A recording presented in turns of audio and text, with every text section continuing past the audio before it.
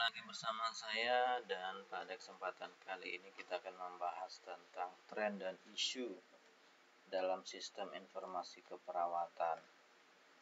Jadi kita akan membahas beberapa hal yang menjadi tren sekaligus menjadi isu penting dalam kaitannya dengan penggunaan dan pengembangan sistem informasi di dunia keperawatan dan dunia kesehatan pada umumnya. Yang pertama adalah health information online. Nah, seperti yang kita ketahui, penggunaan informasi online itu meningkat sangat pesat, apalagi sejak pandemi COVID-19. Jumlah orang yang mengakses informasi secara online, termasuk informasi kesehatan, itu meningkat drastis, meningkat sangat pesat sekali. Sehingga website-website yang terkait dengan pelayanan kesehatan harus menyediakan informasi yang tepat dan akurat, sesuai dan relevan dengan kondisi dan perkembangan pengetahuan terkini. Nah, pada health information online ini, perawat perlu membantu masyarakat untuk mengevaluasi informasi yang didapatkan di dunia online, di website-website kesehatan. Perawat perlu membantu masyarakat untuk menilai apakah informasi itu tepat atau tidak, akurat atau tidak.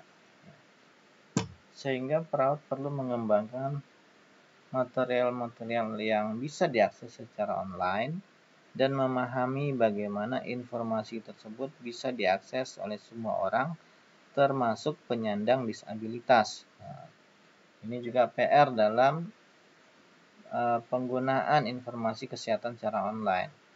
Bagaimana dengan orang-orang yang mengalami disabilitas, orang-orang yang tunanetra misalnya. Bagaimana cara mereka mengetahui informasi yang ada di layar? Itu PR besarnya, tantangan sekaligus peluang sebenarnya, bagi perawat dalam penyediaan informasi kesehatan online. Ini gambaran bagaimana banyaknya penggunaan internet dalam mencari informasi terkait kesehatan. Jadi ternyata dalam suatu survei, 80% dari pengguna internet itu mencari informasi kesehatan secara online. Dari 80% ini, 66% mencari informasi tentang penyakit, 56% tentang pengobatan medisnya, 44% terpotong Jadi ini adalah hasil dari suatu survei. 85% dari orang-orang menggunakan Google setiap bulan. Bayangkan dari para pengguna, dari manusia yang ada di dunia ini, ternyata 80% itu mencari informasi di Google setiap bulan. Nah, Google memproses lebih dari 1 triliun permintaan searching dalam sehari. 1 triliun ini ternyata lebih dari 3 kali populasi di Amerika. Jadi jumlah search itu 3 kali dari jumlah orangnya. Jumlah populasi Amerika. Ini baru untuk Amerika belum untuk dunia.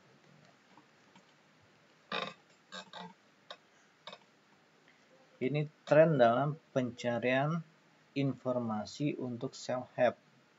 Jadi orang atau masyarakat mencari informasi kesehatan untuk mengobati pengobatan dirinya sendiri dengan caranya sendiri melalui internet. Dari satu hasil survei didapatkan data bahwa 77% pengguna internet mengatakan mereka mulai mencari informasi kesehatan melalui search engine. Jadi awalnya mereka membuka search engine, misalnya google.com atau yahoo.com, kemudian di search yang dia tulis informasi apa yang mereka cari. Nah, ya. 77% pengguna internet mengatakan hal tersebut. 52% mengatakan bahwa pengguna smartphone menggunakan smartphone-nya untuk mencari informasi kesehatan daripada menggunakan komputer. Ya. Jadi ada orang yang punya smartphone, punya komputer, ternyata 52% pakai smartphone-nya untuk mencari informasi kesehatan di internet. Kemudian 90% dari pengguna smartphone mendownload aplikasi untuk mengelola kesehatan mereka. Ya, di smartphone kita kalau pakai Android bisa dicari di Google Play Store, ya, banyak sekali aplikasi untuk pengelolaan kesehatan, misalnya aplikasi untuk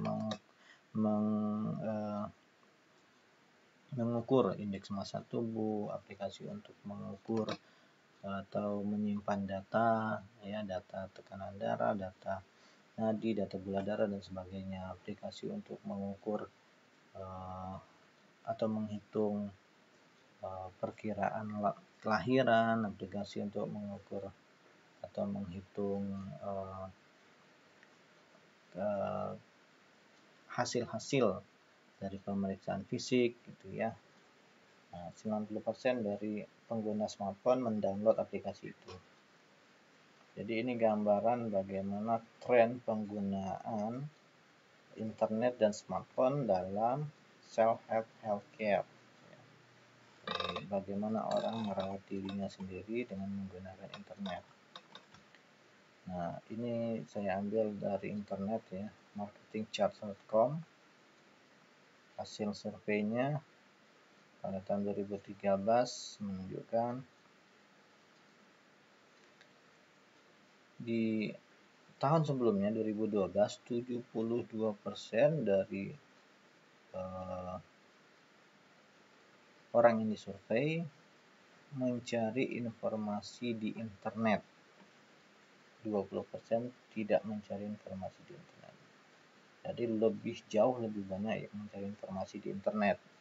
Kemudian 77% menggunakan search engine, 13% menggunakan atau membuka atau mencari informasi langsung ke websitenya.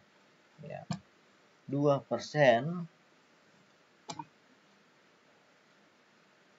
mencari di website yang umum seperti Wikipedia. 1% mencari informasi di sosial media, social network, dan 7% menjawab tidak tahu atau yang lain atau menolak. Ya, ini pertanyaan di mana mereka mencari informasi dan kesehatan online. Ya. Pada saat pertama kali mencari itu di mana mereka cari?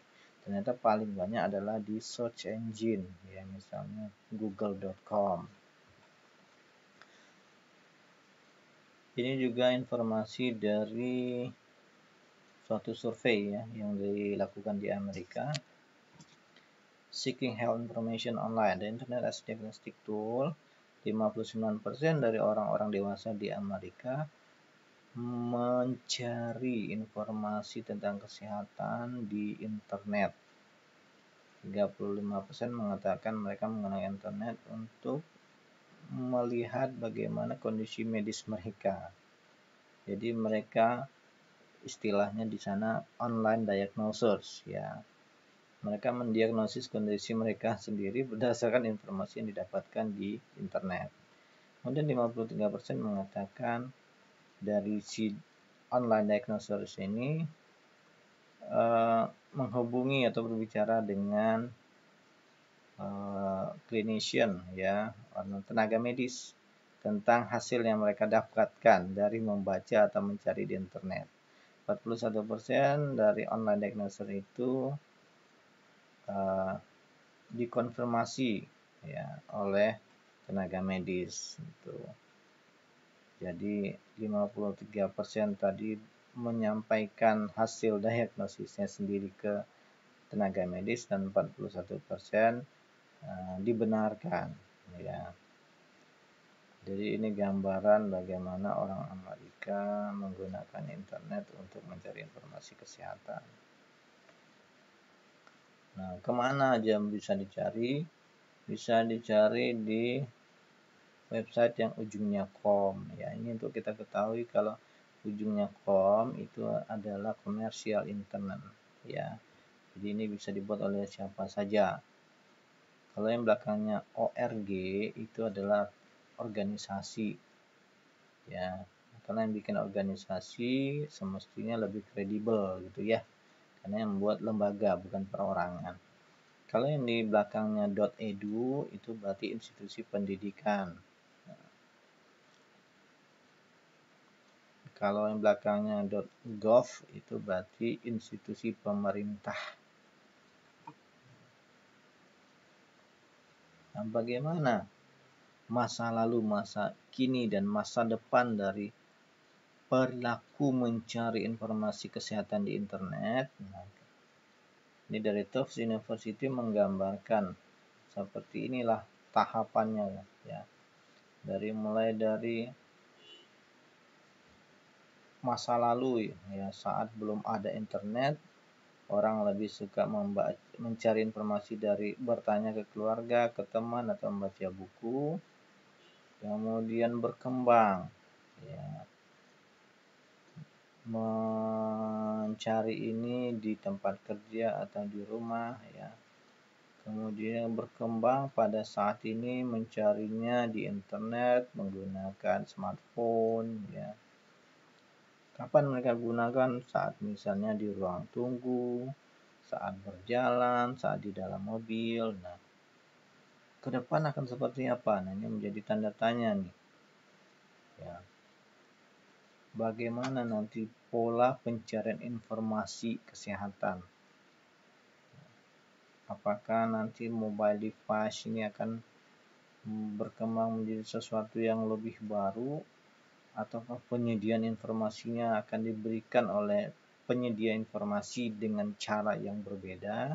Nah, ini menjadi tanda tanya di masa depan, gitu ya, seiring dengan perkembangan ilmu pengetahuan dan teknologi. Nah, isunya adalah orang-orang dari kelompok kurang mendapat pelayanan, ya, seperti dari keluarga miskin, kurang terpelajar, penduduk di daerah terpencil, dan orang-orang dengan disabilitas memiliki persoalan terhadap akses pelayanan dan akses terhadap informasi tentang kesehatan. Ya, karena kondisi mereka tadi, ya, yang kurang mendapat layanan. Nah, kelompok di atas ini, kelompok yang kurang mendapatkan layanan ini sering disebut dengan digital divide. Artinya kurang akses terhadap IT, terutama internet. Ya. Ini kelompok digital divide. Digital divide ini siapa aja sih? Ya, tadi, ya, orang-orang yang memiliki keterbatasan dari sisi ekonomi, dari sisi jarak, gitu ya, dari sisi sosial, dari sisi budaya, dari sisi geografis. Dari sisi sosial misalnya kemampuan literasinya kurang. Ya. Kemudian dari usia yang lebih muda versus yang lebih tua. Dari sisi disability, yang cacat dengan yang normal. Kemudian juga terkait dari sisi sosialnya terkait dengan latar belakang keluarga, yang juga tersambung dengan budaya. Ya, budaya ini terkait dengan etnis dan bahasa. Orang yang tidak paham bahasa Inggris tapi tinggal di negara yang berbahasa Inggris itu agak sulit nanti memahaminya, tulisan atau bacaan atau informasi yang tersedia dalam bahasa Inggris. Kemudian juga geografis, misalnya yang tinggal di kota dan di desa, ya, yang tinggal di underdeveloped nations, negara yang terbelakang dengan negara yang maju pasti berbeda. Dan juga dipengaruhi oleh situasi ekonomi. Ya. Ini gambaran negara-negara yang internetnya bagus, negara yang internetnya jelek. Ya. Yang hijau ini adalah yang internet yang lebih bagus. Ini Indonesia, alhamdulillah Indonesia dianggap bagus nih ya. Ini Cina, Rusia, kemudian ini Arab ya. Kemudian ini Amerika Latin. Yang merah ini yang worst internet. Ya, internet dianggap kurang bagus atau jelek ya. Ini negara-negara pecahan Soviet ya. Ini India masuk yang worst ini ya. Kemudian banyak di Afrika dan di Amerika Latin. Australia sendiri. Nah, ini pengguna internet di dunia menurut region tahun 2017 disurvei oleh Internet World Stats. Ya, ternyata paling banyak itu adalah di Asia. Ya, jadi 50% pengguna internet di dunia ini adalah orang Asia atau orang yang tinggal di Asia. 17% Eropa. 10,3% orang-orang Amerika Latin atau Karibia. 9% Afrika. 8,6% dari Amerika Utara. Hanya 3,8% dari Timur Tengah. Dan Australia atau Oceania hanya 0,7%. Jadi Asia paling banyak pengguna internetnya. Nah, terkait dengan health information online ini ada beberapa contoh ya yang bisa kita jadikan informasi bagi kita bagaimana informasi kesehatan itu disaring, dievaluasi dan dimanfaatkan oleh masyarakat. Jadi di Amerika itu ada namanya The Health on the Net Foundation ya. Ini organisasi non-profit yang membantu orang-orang masyarakat untuk mendapatkan informasi yang akurat dari suatu website. Jadi website-website yang ingin mendapatkan sertifikasi dari HON ini dia harus mendaftar ke sini, kemudian dievaluasi oleh HON, Health on the Net Foundation. Nah, jika kemudian dari hasil evaluasi itu disetujui, maka mereka boleh menggunakan logo HON. Nah, kalau mereka sudah menggunakan logo HON, berarti website tersebut dianggap sudah menyediakan informasi yang akurat tentang kesehatan. Jadi di Amerika mungkin sudah terkenal ini ya, sehingga masyarakat ketika mencari informasi kesehatan di suatu website akan mungkin mencari juga logo HON-nya ada nggak ya. Nah, kalau nggak ada logo HON kayaknya ini nggak bisa dipercaya ya. Tapi kalau ada logo HON-nya berarti bisa dipercaya. Ada juga Medline Plus ya, kemudian ada juga National Coordinator of Health Information Technology. Jadi ini semuanya lembaga, organisasi atau institusi yang bertugas menyaring informasi yang disediakan oleh suatu website dan memverifikasi serta memberikan keterangan atau informasi apakah informasi yang disediakan oleh website tersebut kredibel, bisa dipercaya atau tidak. Nah, ini website HON itu ya. Jadi ada tandanya. Nah, kemudian ini Medline, jadi dia menyediakan informasi. Kemudian ini yang tadi Health IT.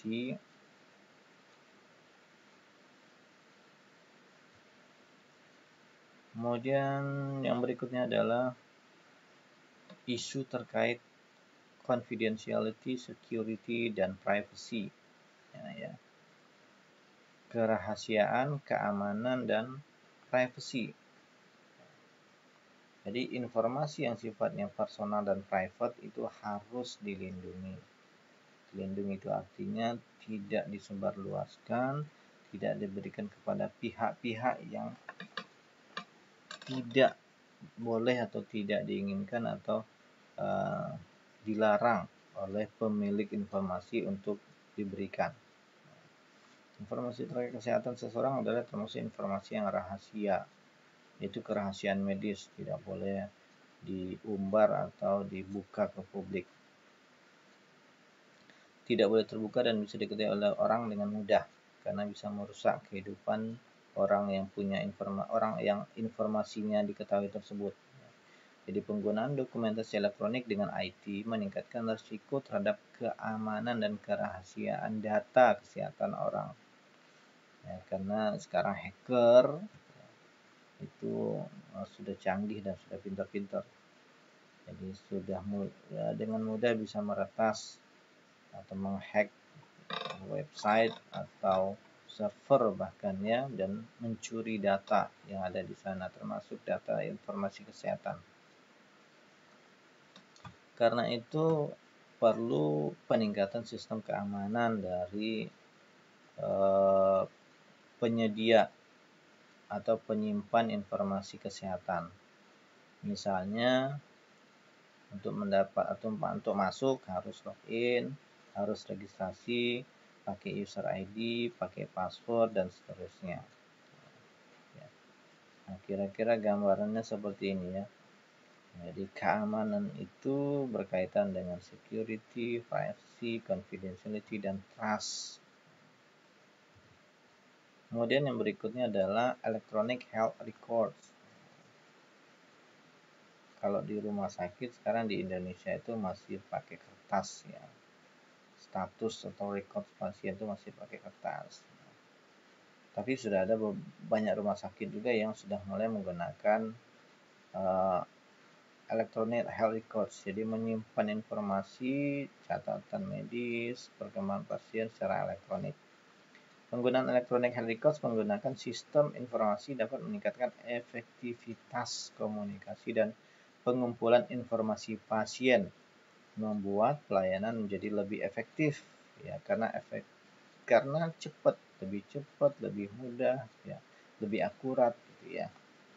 Penggunaan health electronic records ini membuat perawat lebih punya banyak waktu untuk merawat pasien, bisa meningkatkan akurasi dokumentasi, menurunkan medication errors, ya, kesalahan-kesalahan pemberian obat, dan meningkatkan patient safety, keamanan pasien.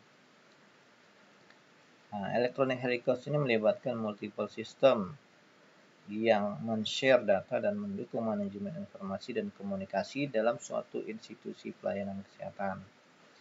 Nah, penyimpanan data secara elektronik atau health electronic record lebih baik daripada paper based. Kenapa? Karena bisa menyimpan lebih banyak data. Kemudian tidak memerlukan tempat yang besar, tidak memerlukan kertas. Lebih mudah dan lebih cepat diakses, bisa dibuat alert ya, bisa dibuat sinyal, tanda-tanda dan reminder, pengingat. Misalnya pada data yang abnormal. Ya, jadi banyak kelebihan menggunakan electronic health record daripada yang paper based ya, yang masih pakai kertas. Nah, ini kira-kira gambarannya. Ya. Jadi data pasien disimpan di sini ya, secara elektronik. Nah, ini bagaimana data itu terhubung. Data pasien terhubung ke apotik, terhubung ke bagian patologi, terhubung ke dokter umum, terhubung ke dokter spesialis, terhubung ke rumah sakit, terhubung ke panti jompo ya. Ini contoh dari display dari electronic health records ya. Kemudian yang keempat adalah telehealth. Nah, ini juga tren sekaligus isu ya. Telehealth berasal dari dua kata. Tele itu artinya jauh, health itu kesehatan. Jadi telehealth adalah menggunakan komunikasi elektronik untuk menyampaikan healthcare information seperti pendidikan kesehatan, pencegahan penyakit, diagnosis ya, kemudian pengobatan kepada orang lain di tempat yang berbeda dengan si pemberi informasi. Jadi informasi kesehatan diberikan dari jarak jauh, tidak face to face.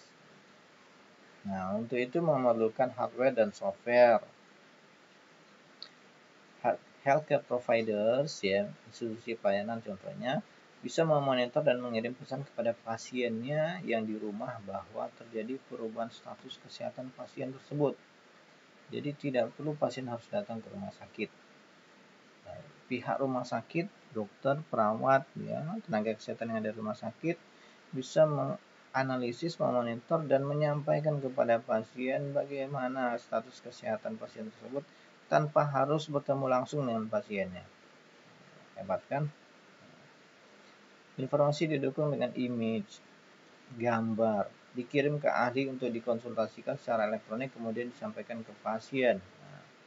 Jadi dari pasien ke rumah sakit ke dokter itu tidak harus bertemu di satu tempat, tetapi secara elektronik bisa berkomunikasi, ya, berkomunikasi secara tertulis atau dengan gambar, ya, secara lisan atau dengan tulisan, audio saja atau audio visual.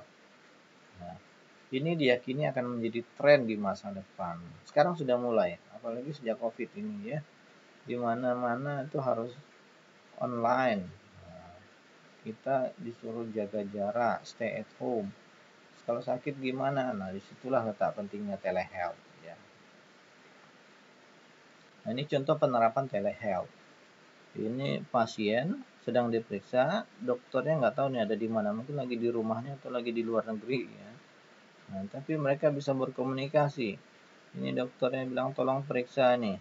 Nah, pasiennya pegang ininya. Nah, dia melihat. Ya. Ini konektivitas secara elektronik. Ya. Setelah diperiksa menggunakan ini alat-alat, kemudian hasil pemeriksaannya dihubungkan, disampaikan dengan smartphone misalnya secara wireless menggunakan internet, sampaikan ke senternya, kemudian center simpan di server. Ini contoh, ya. Jadi detensi di rumah tapi hasilnya kemudian dikirim ke rumah sakit. Menggunakan apa? Menggunakan internet. Ini juga contoh telehealth. Nah, dokternya entah di mana gitu ya, memeriksa pasien. Ya, mereka bisa berkomunikasi dua arah. Jadi si dokter bisa menganalisis pasien dari jarak jauh. Nah, tren berikutnya adalah handheld devices. Ya, ini alat-alat elektronik yang digenggam dalam genggaman. Contohnya adalah PDA, ya, Personal Digital Assistant, adalah handheld devices yang dapat dihubungkan dengan PDA lain dan komputer. Jadi bisa dihubungkan ke PDA yang lain, bisa dihubungkan ke komputer. Ya, ini bisa saling terhubung dengan yang lain gitu ya. Dapat digunakan sebagai digital reference untuk mengecek obat, hasil lab atau diagnostik, mengumpulkan data dan manajemen patient care. PDA juga dapat dihubungkan dengan health electronic record untuk mendapatkan update status kondisi pasien terkini. Kemudian juga bisa hybrid dengan fungsi HP dan penggunanya harus mengacu pada aturan yang berlaku. Tentu ada syarat dan ketentuan ya. Ini contoh PDA untuk kesehatan. Ya. Jadi tenaga kesehatan, dokter, perawat bisa menggunakan PDA ini untuk mendapatkan informasi, mengolah dan menyampaikan hasil analisis mereka. Ya. Nah, tren di masa depan di dalam nursing informatics ini adalah bagaimana patient care yang dilakukan perawat diukur dan nilai dengan uang. Karena sudah banyak menggunakan IT, ini tentu akan mempengaruhi performance, ya, akan mempengaruhi kinerja dan quality of care serta biaya rumah sakit. Apakah biaya akan meningkat atau menurun? kualitas pelayanan akan semakin baik atau semakin buruk, performa perawat tenaga kesehatan semakin baik atau semakin buruk. Nah, itu akan tergantung dan atau dipengaruhi oleh bagaimana sistem informasi itu digunakan. Penggunaan Health Information Technology akan semakin vital dalam pelayanan kesehatan, sehingga diperlukan SDM yang menguasai IT. Ya, karena itu kita sejak awal sudah ada mata kuliah sistem informasi, supaya nanti kalau udah lulus ya gaptek lagi. Penyediaan internet di setiap rumah tangga ini sudah menjadi kebutuhan. Internet ini sudah seperti kebutuhan pokok. Ya. Sistem informasi IT turut membantu menciptakan obat baru, misalnya vaksin kanker. Jadi banyak obat-obatan yang dihasilkan dari hasil pengolahan secara elektronik. Informasi-informasi yang dikumpulkan kemudian di input, ya, diproses secara elektronik menggunakan aplikasi, menggunakan program, menggunakan software tertentu sehingga menghasilkan pengetahuan baru. Misalnya vaksin suatu kanker.